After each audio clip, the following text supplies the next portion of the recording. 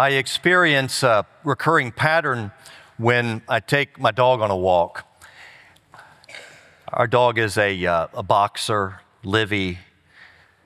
She'll see me with a leash in my hand. She'll get all excited. I'll clip it around her dog collar, take her outside, and we get out in front of the street, start down the block, and she's just pulling me ahead, her face like this. She's so eager to go on a walk. And I will say to Susie, if she's with me, Livy has her face set to Jerusalem. What do I mean? We'll go down the end of the block, take a right, go to the end of that block, take another right, head up that street. For some reason, this usually happens in front of the Rich Now's house. She begins to lose her focus. And all of a sudden, there's a feral cat to the right, something's interesting to the left, and she's back here and no longer out here. And this is analogous to my spiritual life so often, and I imagine to yours as well. Somehow this initial resolve turns into something irresolute, hesitating, half-hearted, if not halting altogether. And I know what you're thinking. He started his sermon with an illustration about his pet. It can only go up from here, right? Hopefully. But I was thinking about that in light of our gospel reading today. We're in Luke again, as we will be throughout the summer. And Luke's narrative structure is really pretty simple. The first section of Luke's gospel is all about the birth of Jesus. The second section of Luke, where we've been spending time in recent weeks, is about Jesus' Galilean ministry, his teachings and preachings and miracles, healings, exorcisms, the crowds that are drawn to him in and around Galilee. And then we get to the third section of Luke's gospel, which is sometimes called the travel narrative. And this is the section where Jesus leaves Galilee and heads south to Jerusalem. And we know what is going to happen there. So it's an abrupt transition from the second section to the third section. That's exactly where we are today. When the days drew near for him to be taken up, he set his face to go to Jerusalem. He set his face. What kind of expression is that, to set one's face? I think we kind of get the gist of it, but I'm not sure we've thought about it very deeply. Is it not a kind of steely, unflinching determination? Kind of clenched, unwavering commitment. And I have to imagine that Luke, when he was writing this gospel years after the event, had in mind a passage from Isaiah, way back in the Old Testament, chapter 50, where God is speaking through the prophet about the coming suffering servant, of course, who is fulfilled in Jesus himself. And the suffering servant says in chapter 50, verse 7, I have set my face like flint. I've set my face. We don't usually talk like this ourselves in our ordinary vernacular. You don't say, I've set my face to go to the office this morning. Set my face to take out the garbage. Well, you need to relax. What does this mean? What it means is that what God is setting in motion with this transition out of Galilee toward Jerusalem cannot be stopped. There indeed is a steely resolve, an unwavering commitment by God in Jesus Christ to fulfill what needs to happen on the cross for your sake and for mine. And as you heard, as soon as this journey begins, there are these three very odd encounters with three unnamed characters. One says, I'll follow you wherever you go. And as I read Jesus' response, a little bit enigmatic, what I think he's saying is, oh, is that so? Foxes have holes, birds of the air have nests, but the Son of Man has nowhere to lay his head. Don't you think that following me is going to bring the creature comforts of hearth and home? This is going to be an absolute break with everything you've known before. He asks the second one to follow, and that one says, yeah, I will come, but I've got to take care of a very important pastoral matter at home. I got to bury my father. I'm working on the funeral details. And you would think Jesus would say, oh my gosh, I'm so sorry, but yeah, by all means, deal with that. He says, no, the kingdom of God in following me takes precedence even over that kind of a commitment. And the third says, I will follow you, but I've got to tidy up some issues with my household, make sure my family business is going to be in good hands if I'm going to leave it. And Jesus says, no one puts a plow to the ground and looks back. Any of you who've been involved with agriculture, farming, or gardening know that if you're going to plow a straight furrow, you don't look behind you.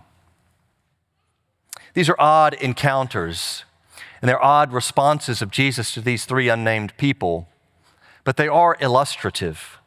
Because the important thing to point out here is that the objections or the faltering in following Jesus are not because people say, I don't believe you, or, you know what, I'd prefer to continue in my sinful patterns rather than be freed from them in following you.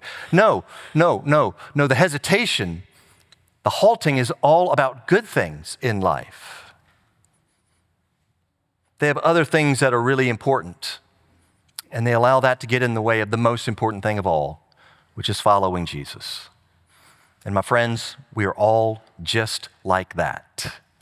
This is called dithering discipleship. Just like my dog dithers on a walk. One of the great examples of what I'm talking about, and a more edifying illustration, I hope, is from one of my great heroes of the Christian tradition, St. Augustine, from the 4th century. St. Augustine became a Christian in his early 30s after a long exploration of all kinds of other systems of belief. And he was an extraordinary man, a person of incredible intellect, reputable around Italy as a scholar. Indeed, he was awarded a prestigious position at the University of Milan at a young age. But he was also somebody who possessed an unusual self-awareness. He was introspective. St. Augustine, even before he became a believer, he knew that something was not right in him. In fact, a lot of things. And he is very honest in writing about all of this in his classic work, Confessions. But one of his distortions was physical appetites. Let me put it this way. Augustine loved loving women, and he knew it. And yet he knew that he needed to be freed from this appetite. So in his Confessions, he famously prays, just before he becomes a Christian, God, give me chastity and self-restraint, but not yet. Don't we know that? One of these days, I'm going to get it together. You know, I got to raise the kids, got to get them out of college, make sure I got to get to this point in my career. I know there's these great things going on at the church. I'm busy. One of these days, I'm going to do that. God, give me the spirit to follow you fully, but not yet. At the moment, let's just have it as kind of an add-on, an adjunct to my life. Maybe the difference between being a Galilean Christian and a Jerusalem Christian, if I can put it this way. People in Galilee were observing Jesus, seeing what he was doing, hearing him, and they came to believe in him. That's one thing, and that's the first thing. But then the second thing is, now will you follow me? Now will you go with me out of Galilee to Jerusalem, to the cross? And the gift of this story is, I think, although it's challenging, it exposes the gap between those of us who believe and maybe we're grateful, we know we're saved, you're a Christian, and the call to be a genuine disciple. And the temptation for the preacher, certainly for me, and I know this pops out of me from time to time, I hope to be like Augustine and have some self-awareness, get better, but the temptation is for the preacher to say, now come on, y'all. Let's get on with it and let's make this the priority in our lives and go to Jerusalem. And that sounds like law. And it sounds in too many churches like if you're a really serious Christian, you're going to look like Jesus, you're going to be austere, kind of hard-nosed. It's commanded of you. And with the current environment out there where almost daily, in fact, daily, there's something in the news cycle that can outrage anybody, right? I mean, that's easy. I think there's a temptation among a lot of us to kind of play it safe, maybe. There's somebody that I enjoy reading as a cultural Christian observer. His name is Anthony B. Bradley. He writes a lot about young men in our culture, and he writes a lot about fatherlessness in our culture. And he recently wrote an essay called Why So Many Young Men Stay Boys. What's the issue, in his view, with why it is that a lot of our young men have a hard time growing up to full maturity into manhood?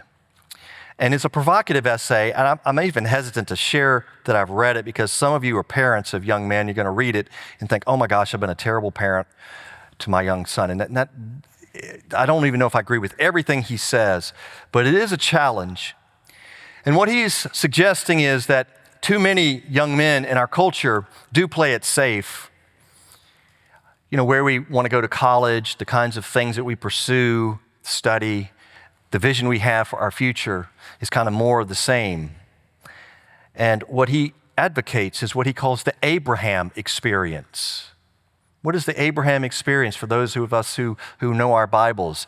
In Genesis chapter 12, God says to Abraham, get up and go away from your father's house to the land that I will show you. And you're going to have to trust me.